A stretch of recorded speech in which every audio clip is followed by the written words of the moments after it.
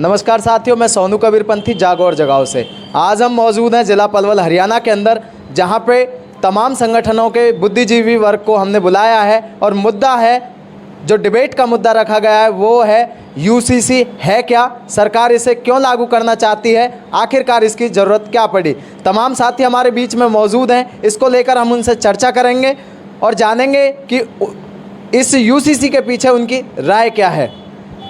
प्रबुद्ध साथियों, आज हम मुद्दा लेके बैठे हैं कि सरकार ने जो हमारे ऊपर छेड़ा है समान नागरिक संहिता, यूनिफॉर्म सिविल कोड। असलियत में है क्या है सिविल कोड? क्या कानून का कोई नया पार्ट है? क्या मतलब सरकार क्या दिखाना चाहती है? क्या सही मायने में इसको लागू करना ज़रूरी है सरकार के लिए, या फिर हमें कुछ बीच में टेस्ट करना चाहती है कि हम जागरूक हैं या नहीं हैं, या हमें कुछ पता भी है कि समान नागरिक संहिता होती क्या है। जैसे भाई ने बताया अभी कि सरकार इसे क्यों लागू करना चाहती है, इसका कारण क्या हो सकता है। दूसरा, इसके फ़ायदे क्या होंगे, इसके फ़ायदे क्या हो सकते हैं, इसका नुकसान क्या हो सकता है। ये अभी सारी बातें भविष्य के गर्भ में देखी जा रही हैं। मेरा जो जैसा सोचना है, ऐसा क्यों सोचना है, क्योंकि सरकार ने अभी इसका कोई ऐसा ड्राफ्ट तैयार नहीं करके दिया है कि समान नागरिक संहिता ये होगी, समान नागरिक संहिता में ये लोग आएंगे, ये धर्म के लोग आएंगे, ये मजहब के लोग आएंगे, या फिर 15 साल से नीचे का बच्चा नागरिक संहिता में नहीं आएगा, या फिर 60 साल से ऊपर का इंसान समान नागरिक संहिता में नहीं आएगा। तो ये ऐसा मुद्दा सरकार ने कोई हमें अभी बना के नहीं दिया। ये केवल एक लोगों के बीच में एक डिबेट का मुद्दा बना दिया है कि लोगों को एक काम दे दिया है कि ये इसमें व्यस्त रहे। अब ये हमें यहाँ से एक बीच का रास्ता निकालना होगा, सोचना होगा कि हम इसके ऊपर अपनी क्या प्रतिक्रिया रखें, और इसी मुद्दे को लेकर आज ये डिबेट रखी गई है कि कौन सी बात हम इससे निकाल के लेके आ रहे हैं, क्या हमारा अध्ययन रहेगा इसके ऊपर।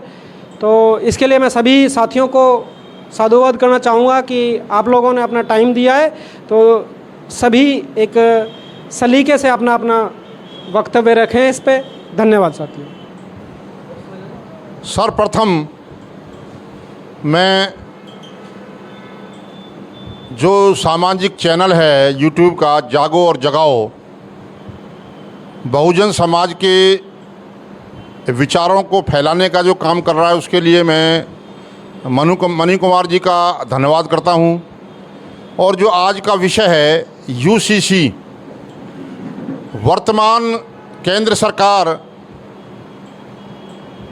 भारत में यूसीसी को लागू करना चाहती है, उसके लिए राय मांगी गई है। उसी मुद्दे पर आज ये विचार के लिए इस चैनल के माध्यम से पलवल शहर के जो बुद्धिजीवी लोग हैं, पलवल ज़िला के बुद्धिजीवी लोग हैं, वो सब इकट्ठे हुए हैं अलग अलग संगठनों से। मैं ये कहना चाहता हूँ कि जो केंद्र की सरकार है,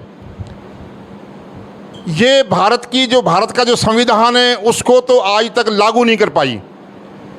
आज तक भारत में 15% संविधान लागू नहीं हुआ है। जो बाबा साहब डॉक्टर अंबेडकर ने 14 वर्ष तक के बच्चों के लिए अनिवार्य शिक्षा 10 साल में लागू करनी चाहिए थी, वो 2009 में लागू की।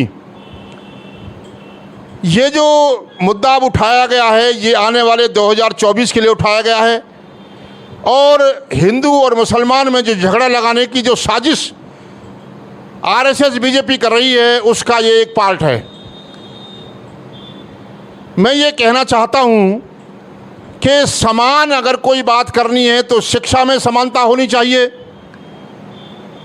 जब से ये सरकार आई है, जो ब्राह्मण कमांडेड जो सरकारें हैं, शिक्षा का व्यवसायीकरण कर दिया गया है।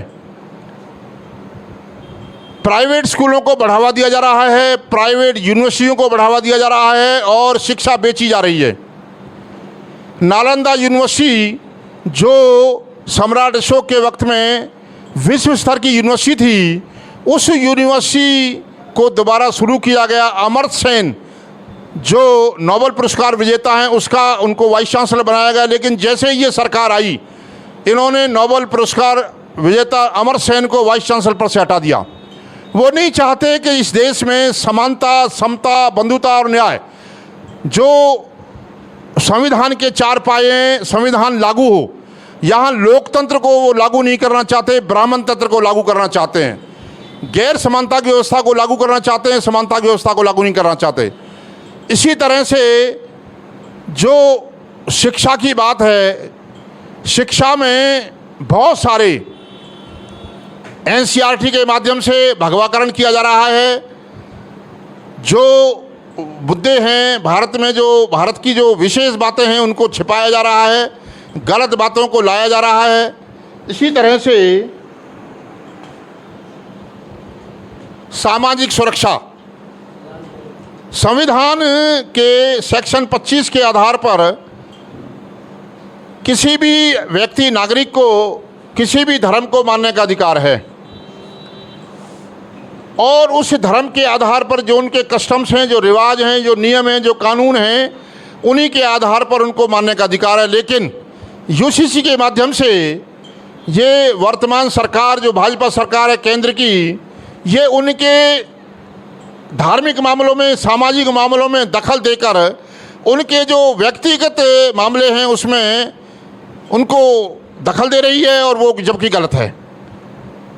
इस आर्टिकल 25, 26, 27 का उल्लंघन है जो फंडामेंटल राइट्स हैं। तो फंडामेंटल राइट्स का पालन होना बहुत ज़रूरी है। मैं ये सरकार से पूछना चाहता हूँ कि आरक्षण का जो अधिकार है उस पर आज तक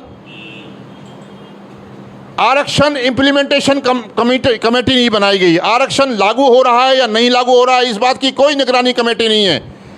इस देश में बहुजनों का, जो बहुजन लोग हैं, उनके साथ भेदभाव किया जा रहा है।